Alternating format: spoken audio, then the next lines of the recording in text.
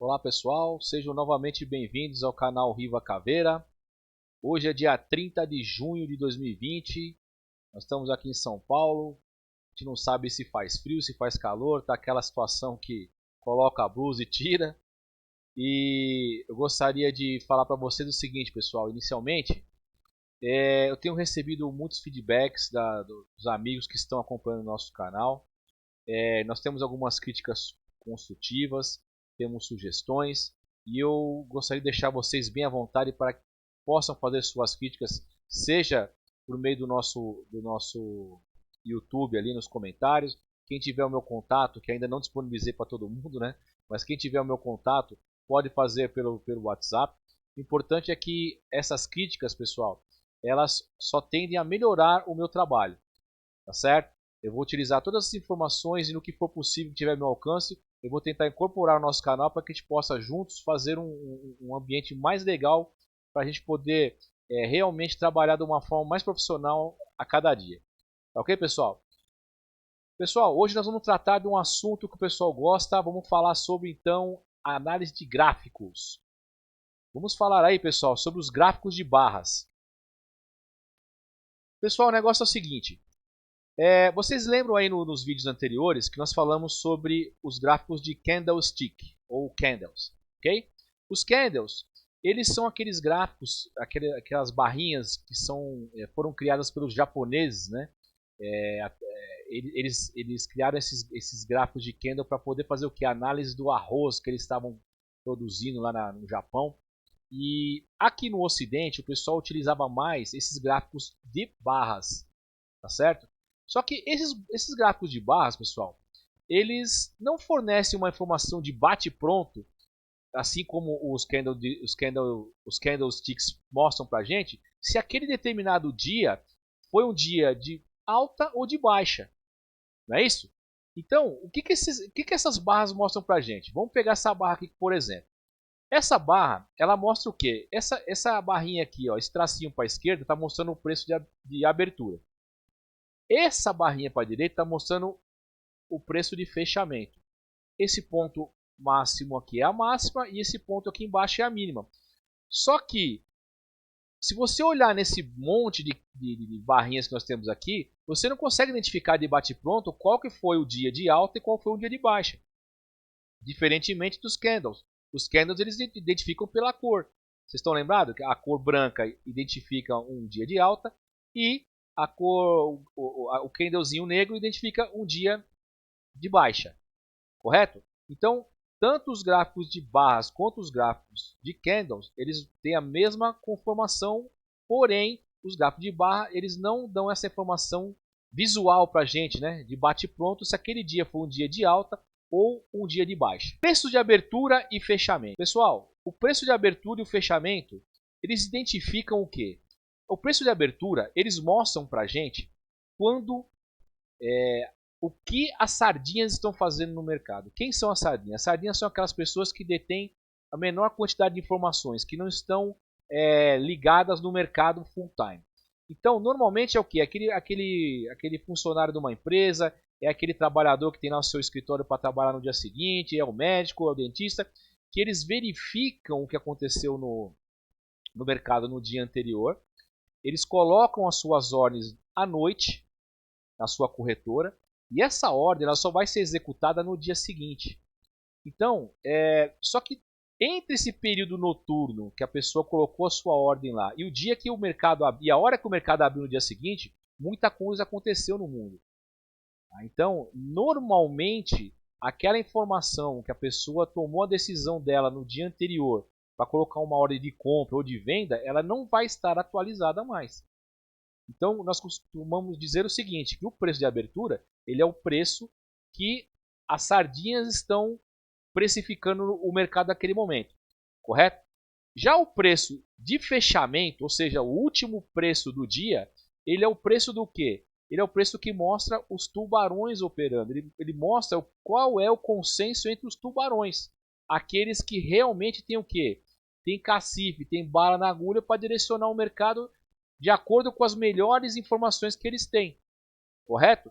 Então, se nós formos fazer uma entrada no mercado, pessoal, é muito mais interessante nós fazermos uma entrada antes do fechamento, faltando alguns minutos antes do fechamento, que nós estaremos atuando com base no quê? No consenso dos tubarões, do que fazer uma entrada no dia seguinte, que é o consenso das sardinhas.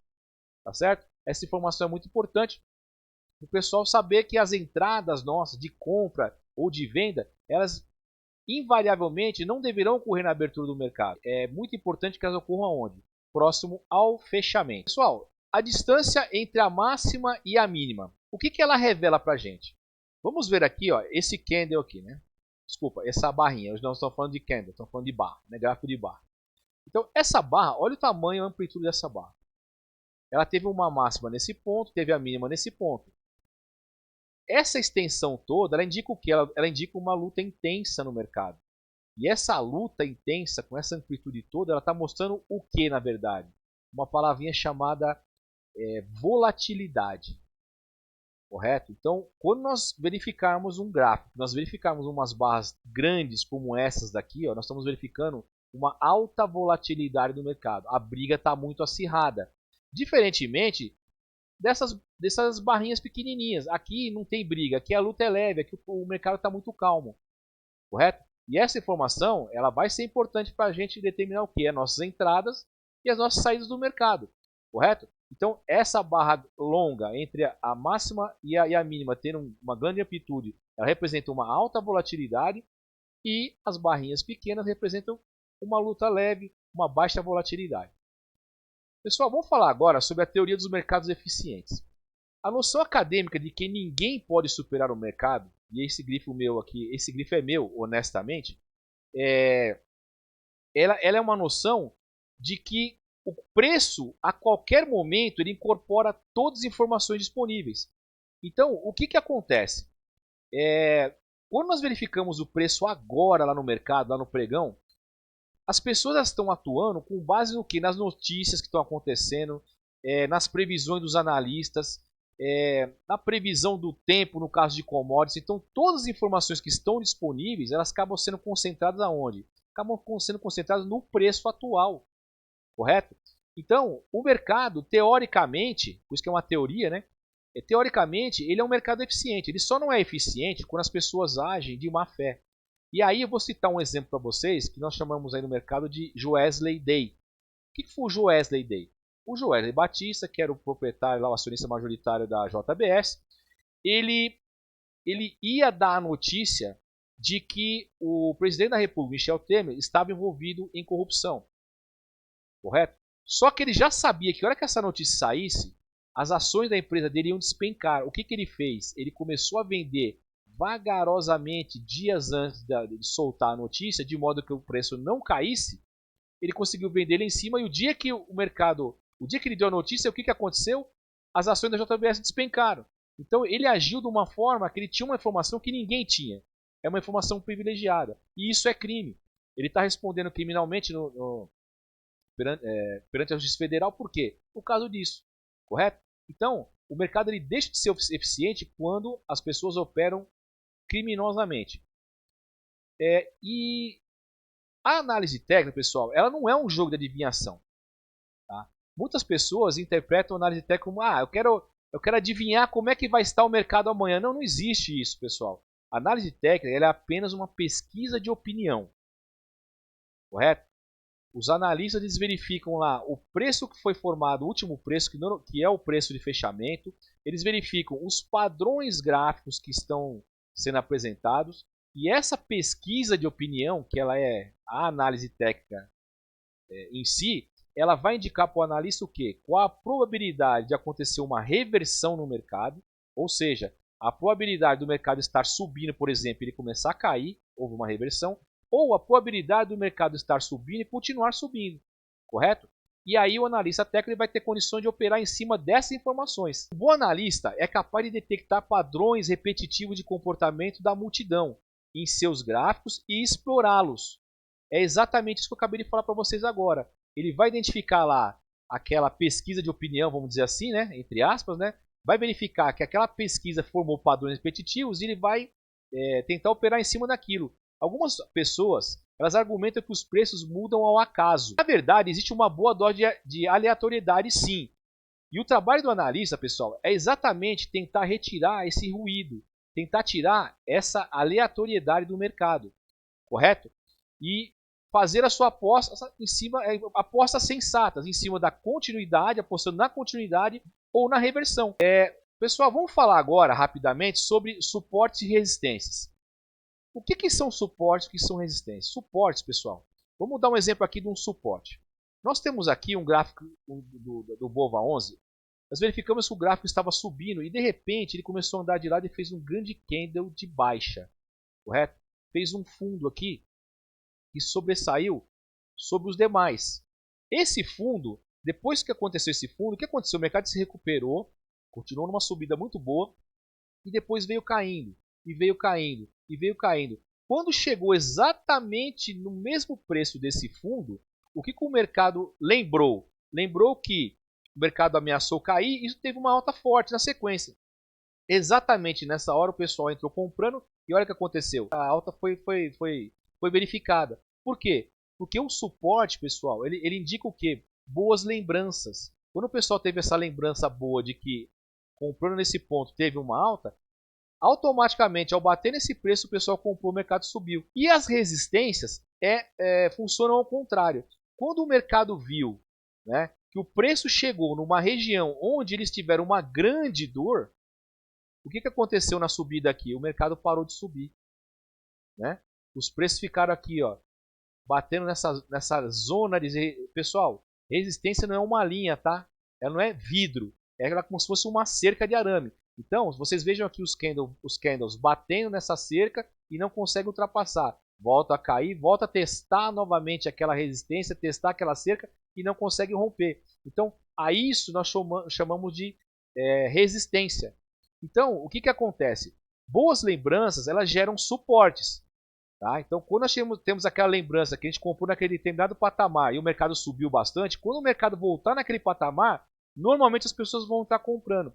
E as más lembranças, elas geram o quê? Geram resistências. O pessoal vai lembrar que naquele ponto onde chegou aquele preço, houve uma grande venda e o prejuízo foi enorme. Então ele vai acabar vendendo justamente por quê? Por causa da má lembrança. O que uma dona de casa faz quando ela vai ao mercado? Como está o preço do açúcar? Ela verifica lá que aquele açúcar que ela sempre compra, aquele preço está muito barato. Então os preços eles detêm informações sobre a disponibilidade da oferta. Quando tem muito açúcar no mercado, o que acontece? O preço ele está barato. Então, quando tem muita oferta, muita disponibilidade de oferta, o preço está barato. E a intensidade de demanda, ou seja, a escassez daquele produto, faz com que o preço suba, o preço esteja caro. Então, a dona de casa ela sabe que se o preço lá no mercado estiver muito alto, quer dizer que aquele determinado produto, aquele açúcar que ela gosta, está em falta.